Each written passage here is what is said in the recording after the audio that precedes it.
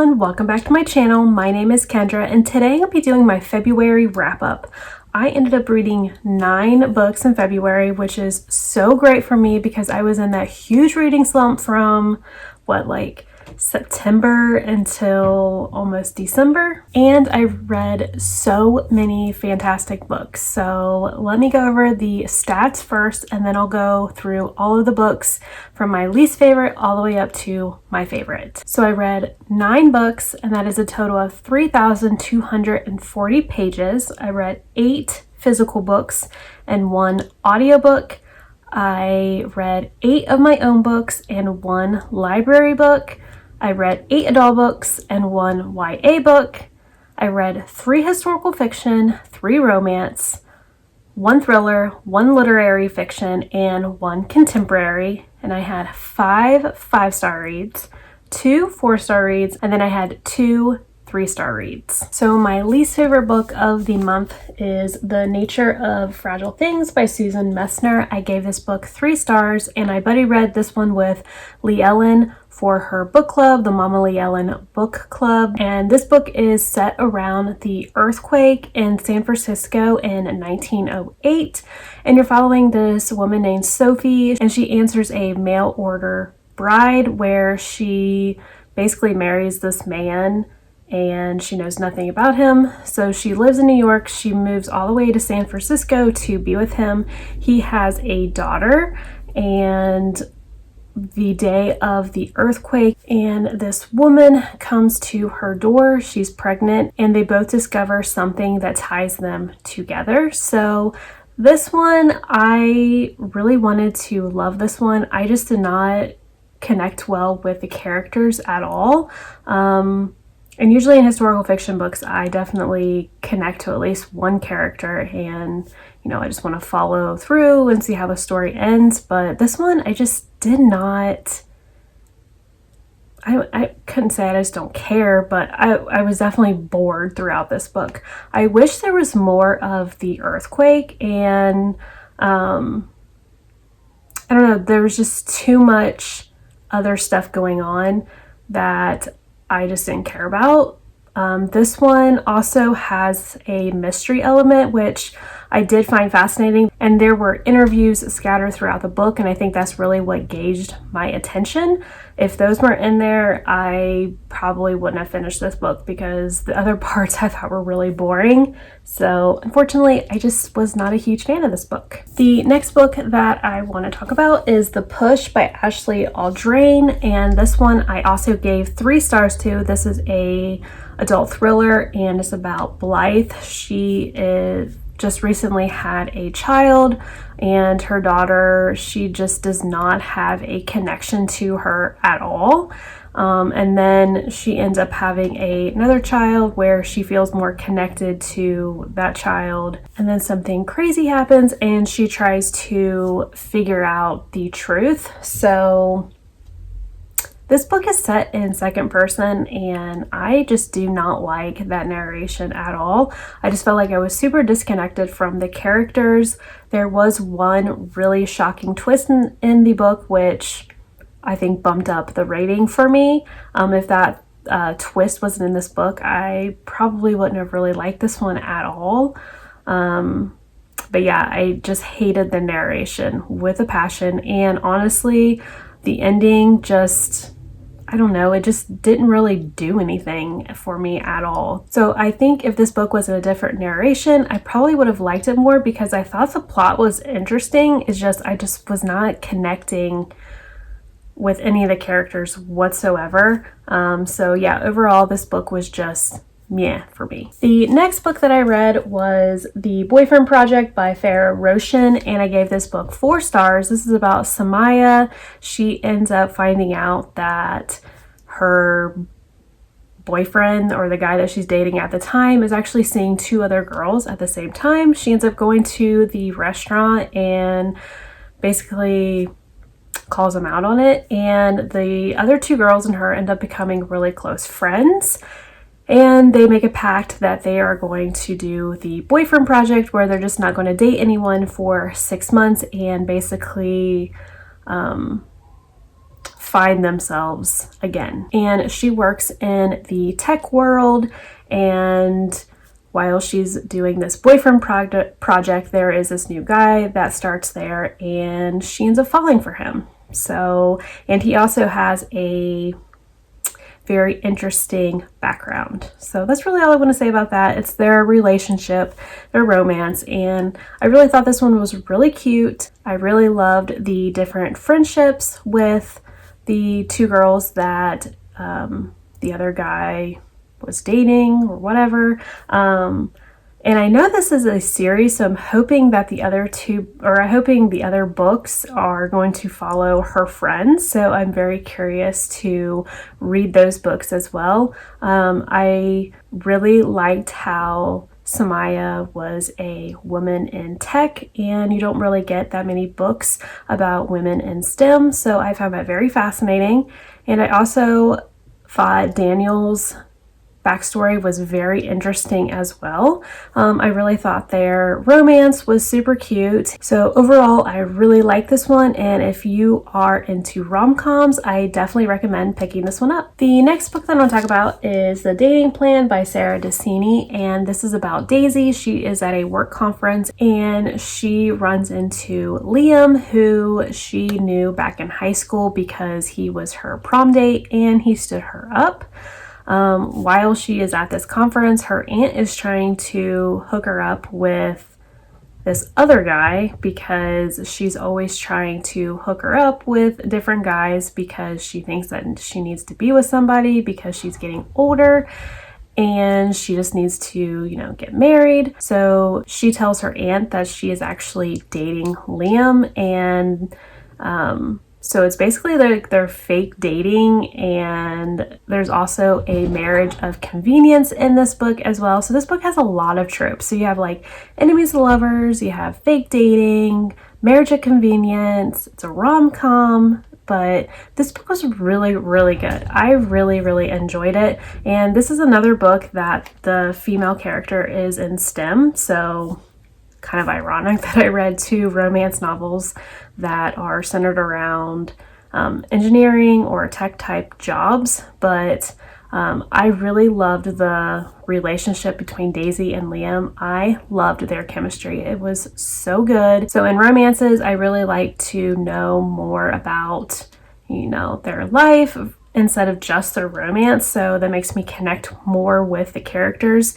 And I really, really like this about this book. And this book was full of diverse characters, which was also great to read about. So overall, this was a really well-rounded, great book. If you're into rom-coms and fake dating, I recommend picking this one up. The next book that I'm going to talk about is This Is My America by Kim Johnson, and I gave this book 5 stars. This is a YA contemporary, and it is about Tracy. She is writing to Innocent's ex, and she's asking them to take her father's case because he is in prison on death row. And while this is all going on, her brother Jamal ends up getting involved in a murder that he did not commit at all.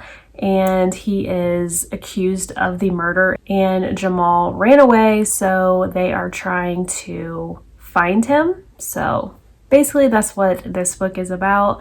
I really, really enjoyed this one. I like books that are centered around any type of like crime, or if like a character is actually innocent and them trying to prove that they are innocent. I really find that very fascinating, and this book definitely deals with things that are going on today in this world with police brutality and mistreating of other races, and also our corrupt judicial system. I typically don't pick up YA contemporary books, but I saw so many people reading this one and absolutely loving it, so I knew I wanted to pick it up and see what the hype was about, and I really, really enjoyed it. I really loved how Tracy, the main character, was fighting for her brother and her dad every step of the way, and I will definitely be checking out more from this author because that was her debut novel, and I thought it was absolutely fantastic. So I definitely recommend picking up this book. The next book that I want to talk about is The X Talk by Rachel Lynn Solomon,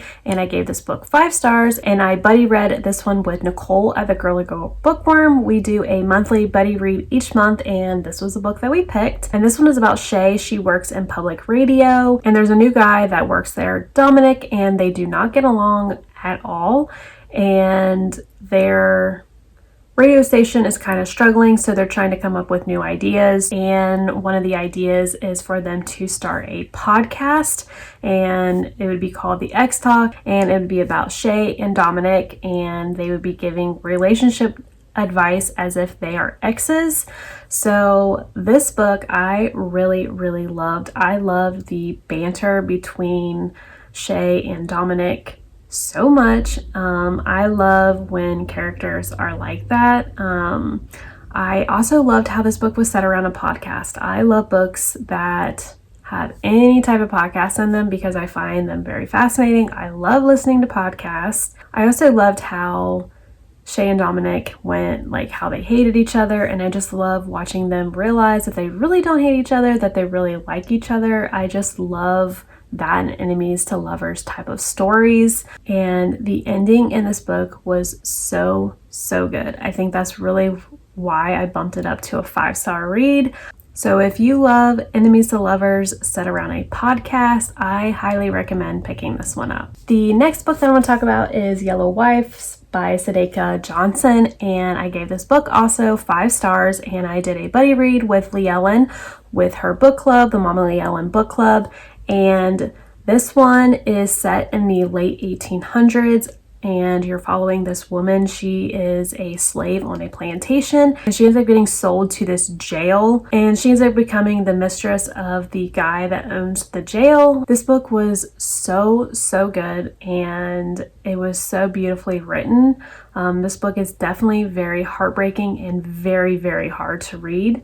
There was definitely parts in this book where I got queasy because there was just some really brutal things that happened. This will definitely be a story that I remember for a very long time. I highly recommend picking this one up, even though it's very heartbreaking and very brutal to read. It's definitely a must-read type of book. The next book that I want to talk about is A Woman Is No Man by Eteph Rum, and I gave this one also 5 stars, and I buddy read this one with Ashley from Smashly Reads on Instagram. And this book is about Isra. She is living in Palestine, and her family marries her off to this man, and they end up moving to Brooklyn.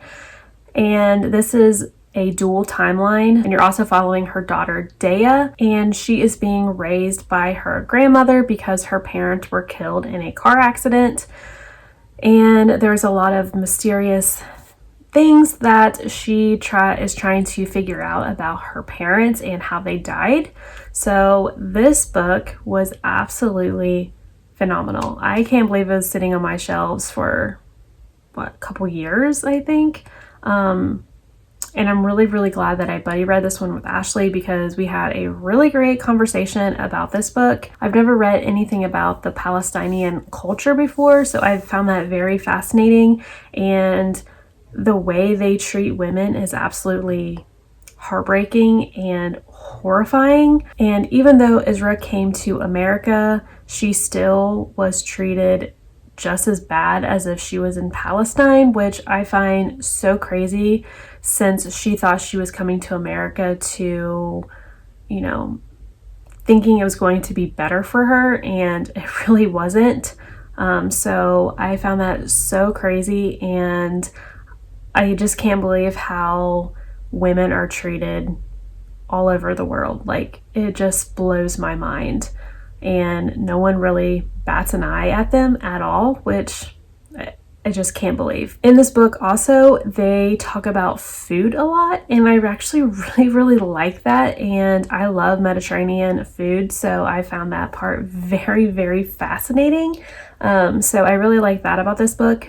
But overall, I definitely recommend picking this one up. This book was just absolutely fantastic. And the last book that I'm going to talk about is The Four Winds by Kristen and Hannah. I gave this book 5 stars. And this one, I also buddy read this one with Ellen from her book club, the Mama Ellen book club on Instagram. And this is set in the 1930s in Texas during the Dust Bowl era, and you're following Elsa. She had a very hard upbringing. She ends up marrying this man and she moves in with his family, and during the Dust Bowl, they go through some really, really hard times, and it's also during the Great Depression, so they're broke. Their crops are failing because there's no water, and she wants to go to California to, with her 2 daughters to,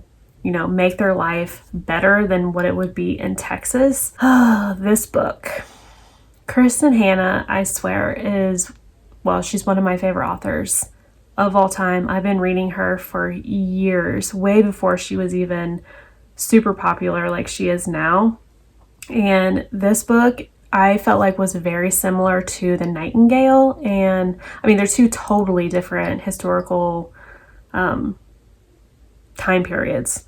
But this one, just the way that I connected to the characters and just the way that she tells a story. I read this 400, almost 450 page book in 36 hours. I devoured it. This was absolutely fantastic. And the ending, I cried like a baby. Ugh, gosh. But this book, you love historical fiction, I highly recommend picking this one up. So those are all the books that I read in February. I had a fantastic reading month, and I'm really hoping March is the same way. So let me know in the comments if you read any of these books and what you thought about them, or let me know what you read. And until then, I'll see you in my next video. Bye!